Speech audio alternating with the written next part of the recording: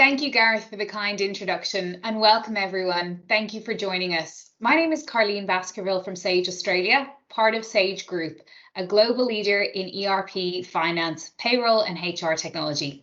I'm the Sales and Partner Manager for Sage Intacct, our native cloud financial management platform. And today I've got with me Bradley Kyne, the founder and director of East Kimberley Services, a growing West Australian security and cleaning business. Bradley, can you tell us more about yourself? Yeah, thank you. It's a pleasure to be invited here. So you are right, my name is Bradley Kyne and I'm the founder and financial director of the EK Services Group. Our business operates across the Kimberley region of Western Australia. And just for some size comparisons, it's twice the size of the state of Victoria. So it's quite large. Our businesses are Northern Protective Services, which does do security and alarm and CCTV installation. We've got EK Cleaning, which is a commercial cleaning company. And we also have BGR Properties, which is the company that we run our residential properties through. How exciting. It sounds like it's quite a diverse business and certainly a very sizable area that you cover. Bradley, 2020 was like no other with the change in various different industries, and I'm sure the service-based industry was no different. When you look back over the last few months, what kept you up at nights, and I suppose what's on your finance team's agenda for 2021? Absolutely, 2020 was a hard year for everyone, and it forced many businesses to look at the way that they do things, ours included. We were quite lucky in the sense that we do have a diversified business. So where our security business might have suffered with the licensed venues being closed or the events being cancelled, our cleaning business was able to take that on and, double in size and through that process. And, the biggest challenges that we had was whether we're going to get paid from our customers. So, while everyone is doing it tough, you need to make sure that you're protecting yourself. So that was one of the biggest things that kept me up at night was, how are we going to get through this and how are our customers going to get through this? Because as a remote business, we have one-to-one relationships with a lot of our customers and they still need those services. The need for the services doesn't stop, but, it needs to be paid for. Yeah, it's very interesting because I think as well, it's a time that wasn't localized to a couple of months. It's been something that's extended now beyond a year. So interesting to see, keeping those relationships one-to-one, as you say. It's interesting as well because, in these changing times, we look at digital transformations and adoption. And at one point in time, that was only associated with a CIO or a CMO of an organization. However, now digitalization is transforming the C-suite enterprise-wide. So how did you approach business continuity planning in your organization and what role did technology play? Yeah, definitely. So growth, as a business that grows, we double in size every 6 months. That hasn't stopped through that process.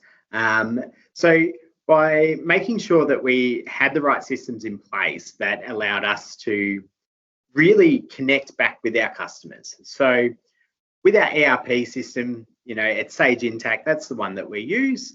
And we've got our CRM and our HR core, they're all speaking together.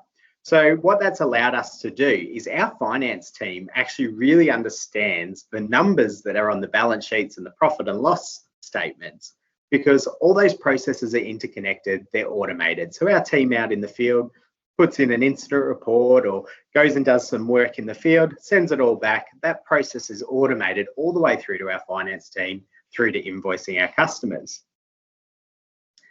And,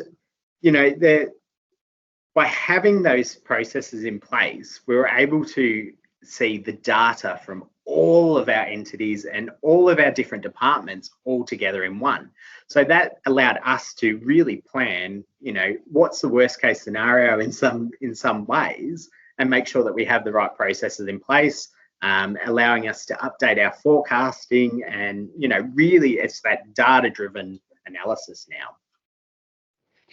And I think given the last couple of months, data and being able to look at the business and make accurate projections is so important now. And fantastic to hear that the solutions and systems that you're using internally along with those processes is giving you that visibility. What advice would you give to finance professionals in light of this and the power of the technology changes? Yeah, definitely. The biggest challenge you're going to find is getting your team on board and, learning a new process. So when a process is different for people, there's a little bit of uncertainty, and, a lot of people might feel, like they're not understanding their roles anymore when you change it too much. So the biggest thing that I found is I got my team involved in all of those aspects. So I had people from ground level to finance, operations teams, got them all involved in these processes. And really, we made the change exciting. It's something new. It's something that it's going to make our lives easier over the long run. And by them being involved from the start, they own that now. That's their process as well. You're so right, because I think that technology transformation or additions to an organization should always enhance the organization and not necessarily create that fear in people who ultimately make an organization. So I think great advice to how you've successfully brought your team and employees on that journey. How did EK Services embark on its transformation journey, and what benefits are you looking to realize from it? Yeah. So, as a business, we started 5 years ago, and it started with one person, as we talked about. And what we found is all the processes that we had in our business were all up in our heads, so getting out there and making sure that we got those processes written out. So the benefits that we were looking to realize was, one, keeping our overhead costs, slowing the growth of those overhead costs. And it came back to that last thing I was talking about, where all that data was coming together. It is so important. And we can now use that in all of the departments to make sure that, we're getting the best value. We can upsell our customers, and that was really the benefits that we were looking for. But getting them all to talk together is one of the hardest things to do. But if you get it right and work with the implementation partners right, it makes your life so easy. Yeah, I completely agree. I think not only getting the data, which is almost the end result that you want in a succinct way, the journey to get there is often, the hardest. And working with good partners, good vendors, and having good communication, I think, is really key. With regards to your digital transformation journey, is there anything that you do differently that you could share with any of our viewers today? Yeah, definitely. And it is understanding your processes. So, like I said, we started as a one-man operation. We've now, got the 50-odd team members. So we need to make sure that everyone's on the same page, and having a process in your head and not writing it down or really opening it up is, you just assume people know, and people don't know. So getting that out and getting those processes written is key. And really looking at different ways of doing things as well. So when you're implementing a new program, there's new features. It might be slightly different from anything else you've used, but there's different features, and really getting to learn those features and how you can update your processes even more.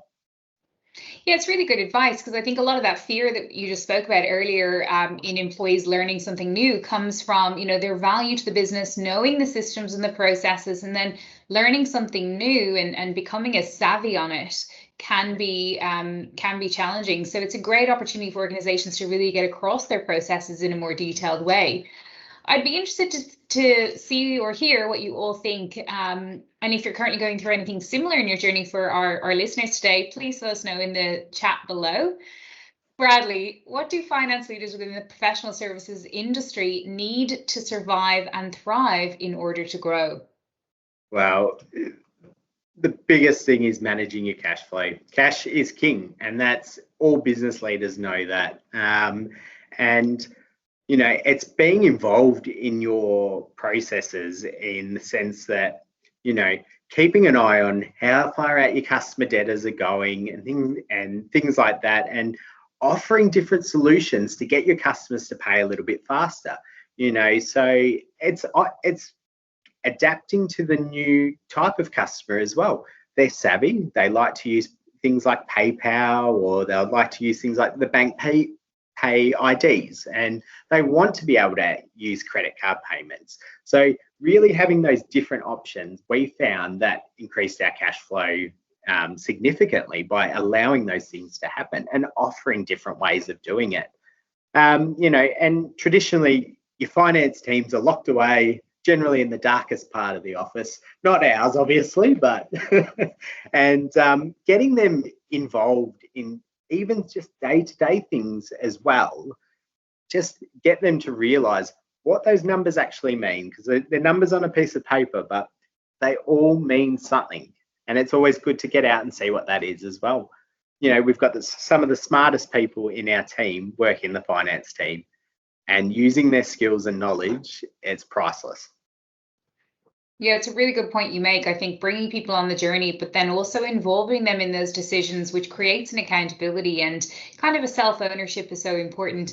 And I really agree with your comment around pivoting to your customers and creating an agile approach and service so that you can move to what their needs are. Yeah. Are there any hard lessons, Bradley, that COVID has taught you along the way that other COOs or CFOs could benefit from? Absolutely. Like, I like to call it business as usual, but not usual. And as a business, we were lucky. Again, we had diversification. We had a few different eggs that we could play with. But there was also a lot of incentives that were put out by the government that CFOs should really be looking into. We didn't qualify for like a job keeper or a job maker because we doubled in size. But there was other incentives out there where you could have your team upskill and do a Cert 4 course in something else, and the government's offering 50% of the wage subsidy. So taking advantage of those little things while still upskilling your team and having financial incentives, it was a great way to buffer our bottom line, during these uncertain times, because it is a roller coaster and you sort of just got to jump on and go for it. And if you can cushion that blow by even having just bottom line profit for nothing, why wouldn't you? It's great advice. And again, investing and working with, I guess, current status quo, and again, investing in people, encouraging that ongoing learning, particularly in times where businesses can be going through, challenges and unknown circumstances is so important. Bradley, I'd like to thank you for joining me today in this lunchtime chat. I'm sure those watching will have walked away with a couple of great ideas and some interesting information. Thanks everyone for your time.